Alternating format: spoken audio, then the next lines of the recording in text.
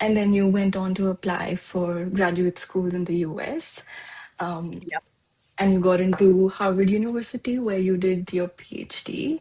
So, correct. what was the process like there? How many schools did you apply to? Did you get into all of them, or did you not get into all of them? And how did you go about choosing the lab that you did?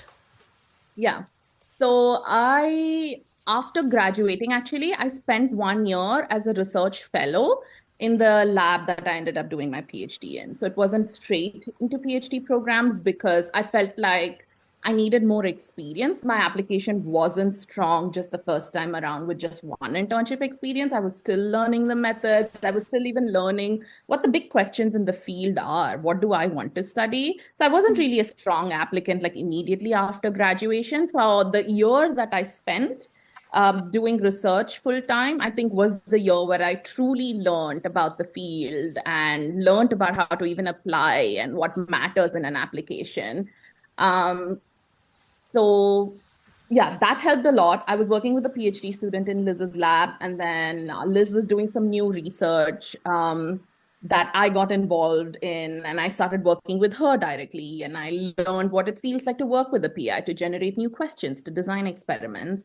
Then I ended up applying. I constrained the geographical area like to the East Coast. I didn't really apply very widely back then because my partner was in Boston and I was like, I'm going to try to coordinate to be close to Boston. So I think I applied to maybe like 6 or 7 schools, Yeah. all within the Boston, New England region. And I got into just Harvard. I didn't have any choice there. So I was like, okay, this is what I'll take then.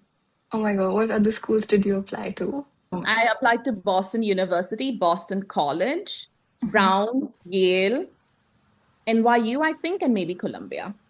Amazing. That's so cool that you got into one university, which was Howard. Like, I'm just, just like Yeah. considering how that feels to someone coming from, it means so much for us to have an academic career, which is like really amazing. That's awesome. Did you submit a research proposal, or did you know Professor Elizabeth Spelke already?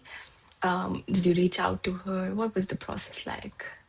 Yeah, so this may vary, like maybe Europe and US have slightly different requirements. Yeah. So in the US, we aren't really required to submit a research proposal. It's more like a personal statement of sorts, where you say, what background do you have in research so far?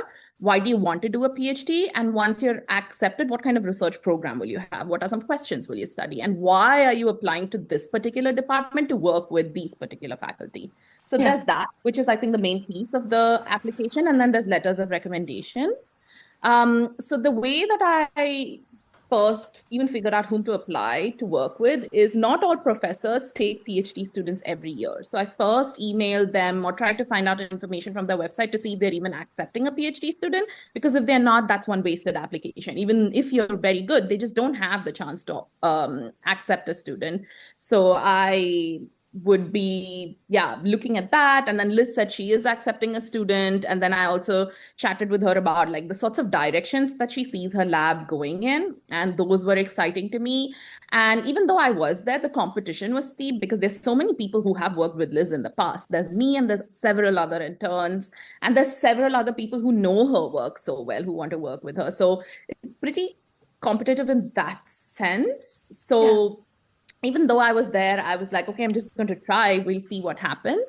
And a committee evaluates your application. So though you try to work with one advisor, like you list others, they all interview you. So that's how it went. Like I submitted my application, had letters of recommendation. Then I was invited to interview. Actually interviewed, I think I did at a couple of places, but I eventually ended up making it only to Harvard.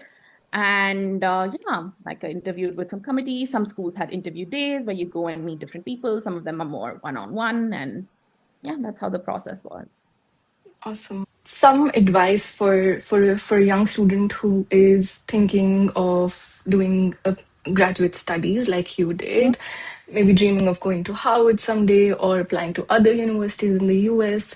What would you tell them? What advice would you give them? How should they go about the application process? And what is it that worked for you that might also work for them? Yeah, I think the main thing is research experience. And research experience doesn't have to be in the same exact field. So, for example, my experience mainly was in social cognitive development, but I switched to more like numerical cognition and things like that. So, it didn't matter that the experience that I had was the exact same thing that I ended up studying, but research experience where you are seeing a project through from start to finish. Like you deeply understand the project.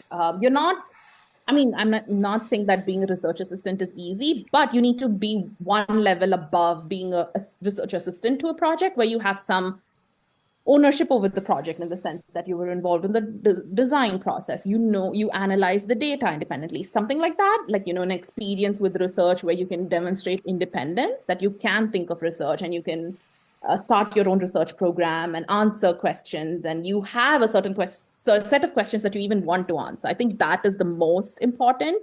And research fit with the advisor that you're going to work with. So you may have all of the ideas, but if it's not the direction a lab or a PI is going in, then that wouldn't work. So I think the most important thing is getting research experience and in-depth research experience where you feel like you fully understand the project and you've seen it through multiple phases. Letters of recommendations that are strong, where people are able to speak to your abilities as an independent researcher, not just as a good student, because that isn't enough for a PhD. And research fit with the department and the professor that you're applying to work with, I think are the three key things. The top thing being research experience, because if you have that, you'll have a good letter of recommendation, and eventually you will know how to pitch your research in a way in which it connects with others' questions. Yeah. So, Yeah, research experience is important to be able to, yeah. very important. Um, um, how much importance is given to each of the aspect? Like, what is the most, like you said, research experience is the most, but in terms of like the application committee, if you have any insight, is SOP most important? Any insight on that? Yeah, I feel like the statement of purpose or personal statement, whatever they call that, that and letters of recommendations are probably the most important, because that will at least get you an interview. And then from there on, what's important is the ability to think about research deeply, to be the kind of person that can generate ideas and feel like a colleague to the PI, right? Like where you should be able to generate new ideas together, think about how to test them. It should be like a really fun and deep way of engaging with research. Like I feel like if you have an interview where the PI is having fun talking about these ideas with you, like you have a great chance of then like getting in. So just knowing research about the big questions in the field, the contemporary methods, being excited about some questions that the PI is also excited about, then I think from the interview stage gets you to actually getting an offer. But Yeah. to get an interview, I would say SOP and maybe letters of recommendations. They have to be really strong letters of recommendations from people that know you personally as a researcher. Yeah, yeah, that makes sense. Thank you so much for sharing that.